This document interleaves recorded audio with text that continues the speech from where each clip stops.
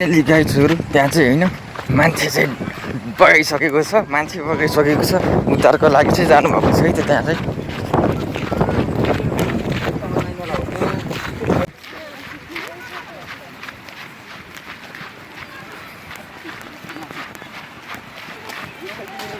खाल्टाखुल्टी छ फेरि welcome back to my new blog तपाईहरुलाई स्वागत छ मेरो न्यू ब्लगमा आजको ब्लग चाहिँ दामी प्रकारको हुनेछ वाला छ है साथीहरु हैन आज चाहिँ यहाँ के हुनेवाला छ भन्दाखेरि हैन म तपाईहरुलाई चाहिँ देखाउनेवाला छु यो भिडियो चाहिँ अन्तिमसम्म हेर्दिनु होला है त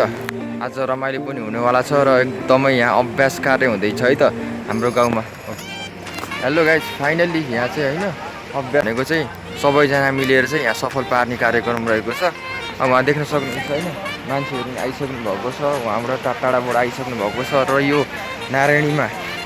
विभिन्न किसिमका यस्तै कार्यक्रमहरु चाहिँ पहिला पनि भइसकेको थियो र अहिले पनि हुँदैछ र यस कार्यक्रमलाई चाहिँ यो तालिमलाई चाहिँ हैन आर्मी पुलिस मिलेर सबै मिलेर चाहिँ हुनुपर्छ सो उहाँहरु पनि आउनु भएको छ है यो कार्यक्रमहरु हेर्नलाई र उहाँ पनि जोडिनु भएको छ यस कार्यक्रममा उहाँको पनि सहयोग छ यस कार्यक्रममा चाहिँ दर्शकबिनहरु देख्न सक्नुहुन्छ यस भिडियोलाई चाहिँ एकदमै नछुटाइकिन यस भिडियोलाई चाहिँ नछुटाइकिन यो भिडियो हेर्दिनु होला अघि धेरै किसिमको भिडियोहरु चाहिँ तपाईहरुले हेर्दै बाँकी छ अभ्यासहरु चाहिँ कार्यक्रमहरु सञ्चालन अरु पनि हुन्छ यहाँ चाहिँ के छ भन्दा नि बोतलहरु छ हैन अनि यो चाहिँ पानीमा तैरिनको लागि चाहिँ यहाँ चाहिँ रेडी अवस्थामा छ पुरै बोतलहरु सेटअप सब मिलेको छ उता चाहिँ घर बनाउँदै हुन्छ हैन अनि अब यो तपाईहरुले देख्न सक्नुहुन्छ यो के हो भन्दाखेरि नि यो पानीमा तैरिनको लागि अब सब हजुरले बुझिसक्नु भयो हैन आर्मीहरुलाई के चाहिन्छ र बचाउँदा के चाहिन्छ भन्ने कुराहरु सब बोटिङ सोटिङको लागि रेडी भइसकेको छ यहाँ मान्छेलाई चाहिँ अनि मान्छेलाई चाहिँ हाल्नको लागि हैन अनि मान्छे चाहिँ डुबिसकेपछि निकाल्नको लागि उद्धार गर्नको लागि अनि मान्छेलाई चाहिँ यहाँ पल्टाएर हैन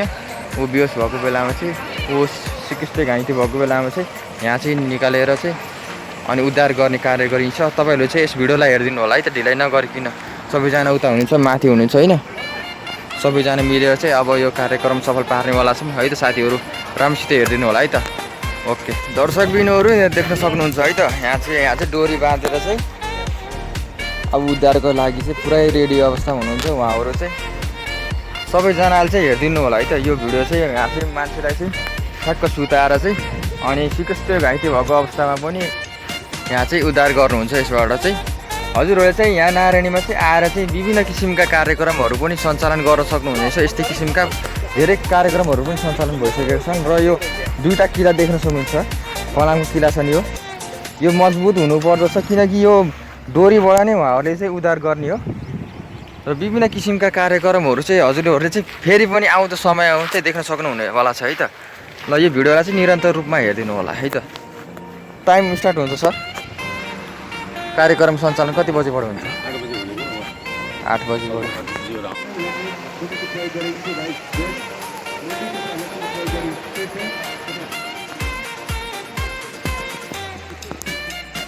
गाइजहरु त्यहाँ चाहिँ हैन मान्छे चाहिँ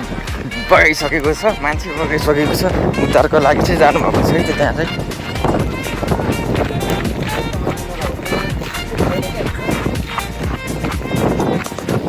ढिलाइ हुन्छ फेरि ढिलाइ नगरौँ न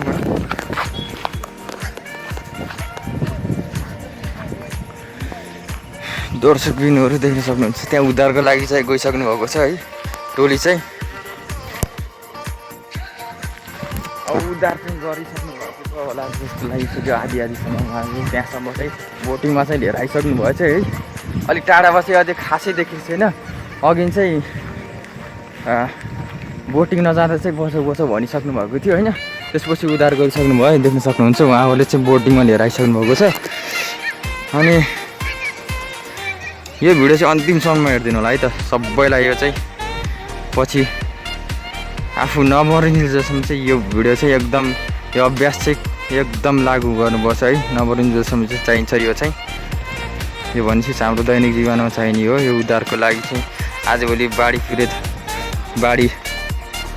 पहिरो गएर बाढी पीडितहरूलाई धेरै देखिएको छ हैन यस्तै गरी उहाँहरूले चाहिँ उद्धार गरिसक्नु भएको छ अतै यता निकाल्दै हुनुहुन्छ है त उहाँहरूले चाहिँ उहाँ टाढाबाट पारीबाट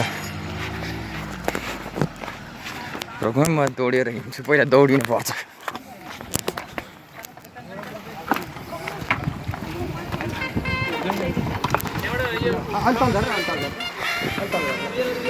ल लिएर आइसक्नु भएको छ यहाँ चाहिँ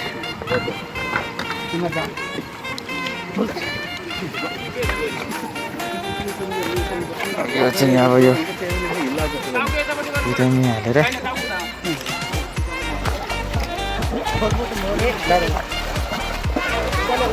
अलि तल गर टाको ठोकेला नि सारो गर छ अर्को नि छ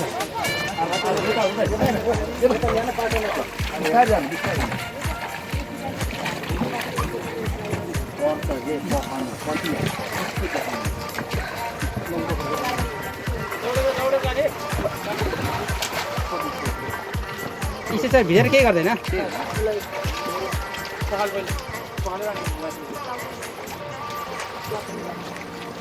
कस्तो बिरामी जस्तो हुनु पर्ला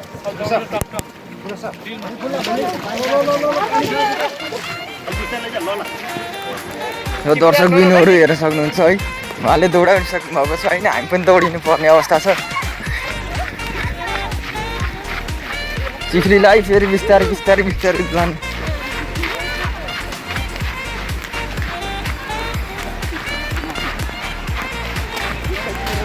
खाल्टा खुल्टी छ फेरि बिस्तारै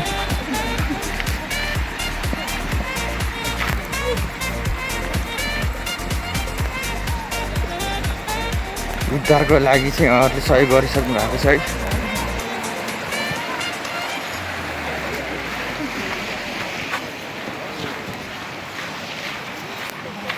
ल सही वासस्थानमा लिएर आइसक्नु भएको छ उहाँहरूले चाहिँ यहाँ अब उपचार कार्यक्रम हुन्छ है उपचार गर्नुहुन्छ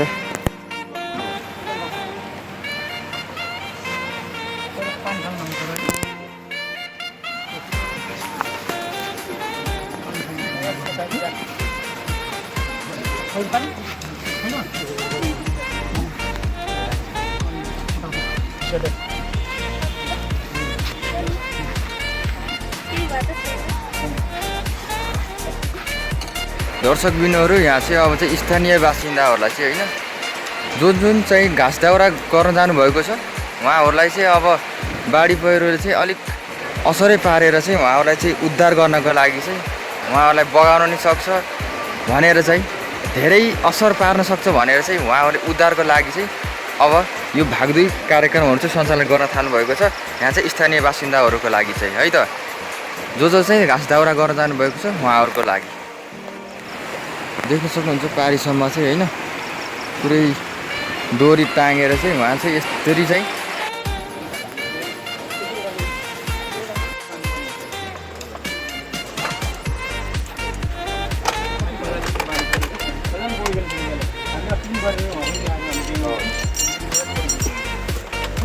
बाँसको प्रयोग गरेर हुन्छ यो अलि मसिनो मसिनो निकालेको हुन्छ बाँसमा भित्र खाली भाग हुन्छ यसमा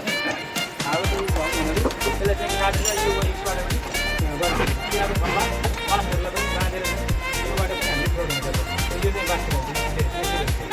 यसबाट नै हामी तयारी गर्छौँ अनि यो म्याटो सुरु भयो म्याटोहरूबाट नै जोड्छौँ अब हामी त्यो अरू त्यति नै हो जस घरेलु उसबाट पनि सबभन्दा राम्रो भनेको हाम्रो अभाइलेबल रिसोर्स भनेको हाम्रो घर गाउँमा के हुन्छ त्यसमा ध्यान दिएर हामीले चाहिँ त्योबाट पनि हामीले चाहिँ घरमा ग्यालिङहरू प्लास्टिक बोतलहरू छ भने एउटा चाहिँ बनाएर राख्यो भने त्योहरू चाहिँ भएर राख्यो भने गाउँमा धेरै राम्रो हुन्छ बारी के भन्छ